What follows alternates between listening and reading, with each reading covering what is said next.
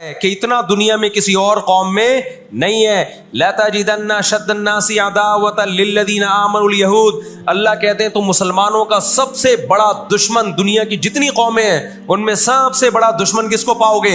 یہود کو پاؤ گے. اس کے بعد مشرکین کو پاؤ گے, اور اسلام کے سب سے زیادہ قریب تم کس کو پاؤ گے؟ نصارہ کو, عیسائیوں کو پاؤ گے.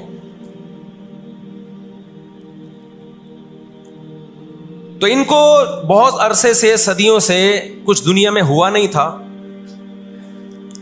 تو ان کو بیٹھے بیٹھے پریشانی ہونا شروع ہو گئی. چند ان کے فسادی لوگ جمع ہوئے اور انہوں نے کہا کہ بھئی دنیا میں ہر قوم کے پاس ایک ملک ہے, ہر مذہب کے پاس ایک ملک ہے, تو ہمارے پاس بھی ہونا چاہیے. حالانکہ یہ بات ہی غلط ہے. دنیا میں ہر قوم کے پاس ملک نہیں ہے. دنیا میں لاکھوں قومیں ہیں, ملک تھوڑی لاکھوں ہیں. پاکستان میں کتنی قومیں ہیں؟ سرائکی ہے, پنجابی ہیں, اردو ہیں, پٹھان ہیں, بلوچی ہیں. اگر قومیت کی بیس پہ ملک بنانا شروع کر دیں پھر تو ایک ایک انچ کے ملک وجود میں آئیں گے. پھر سرائکیوں میں جائیں گے تو سرائکیوں میں 20 قومیں ہیں. پٹھانوں میں جائیں گے, پٹھانوں میں 40 قومیں نکلیں گی. مہاجروں میں جائیں گے, ان میں صدیقی الگ ہے, ہاشمی الگ ہے, بیسیوں قسم کے, بہاری الگ ہے. وہ تو قوم در قومیں بڑھتی چلی جائیں گی. انہوں نے کہا دنیا میں ہر مذہب کے پاس ایک ملک ہے. حالانکہ یہ بات بھی, سکھوں کے پاس کوئی الگ ملک ہے؟ کوشش کر رہے ہیں وہ بنانے کی, لیکن اب تک کی رپورٹ کے مطابق نہیں ہے. بہت ساری دنیا میں مذہب ہے جن کے پاس کوئی کنٹری. مذہب کی بیس پہ حکومت دنیا میں 3 قوموں نے کی ہے, مذہب کی بیس پہ, جو آسمانی مذاہب ہیں, یہود, عیسائی اور مسلمان.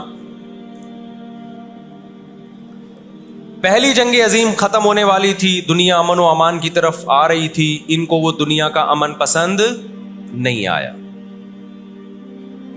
انہوں نے جناب طے کیا کہ ہمیں ایک ملک ملنا چاہیے. ان کے بڑے بیٹھے, کسی نے کہا افریقہ میں ہونا چاہیے, کسی نے کہا فلاں جگہ ہونا چاہیے, کسی نے کہا فلاں جگہ ہونا چاہیے.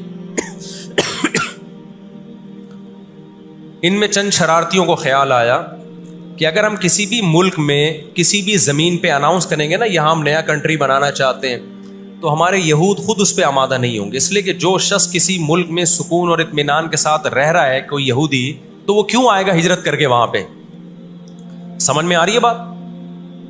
بھائی آپ کسی کنٹری میں امن اور سکون کے ساتھ ہو, اعلان ہوتا ہے ان لوگوں کے لیے وہاں الگ ملک بن رہا ہے, تو آپ کہو گے مجھے جانے کی کیا ضرورت ہے جب میں یہاں سکون اطمینان سے ہوں, مجھے تمام حقوق حاصل ہیں. یہودیوں کو پوری دنیا میں ہر قسم کے حقوق حاصل تھے, اور سب سے زیادہ یہودیوں کے ساتھ اچھا سلوک مسلمان خلفاء نے کیا ہے.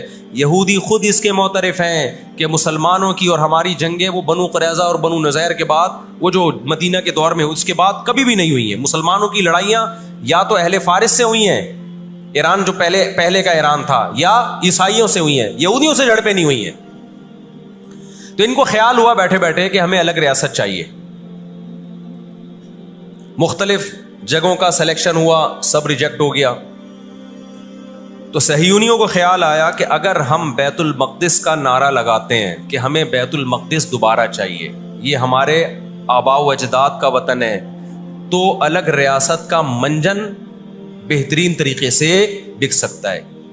مذہبی لوگ جہاں لوگوں کو صحیح گائیڈ کرتے ہیں, خوب سمجھ لو مذہب کے نام کا منجن بھی مذہب میں ہی بکتا ہے.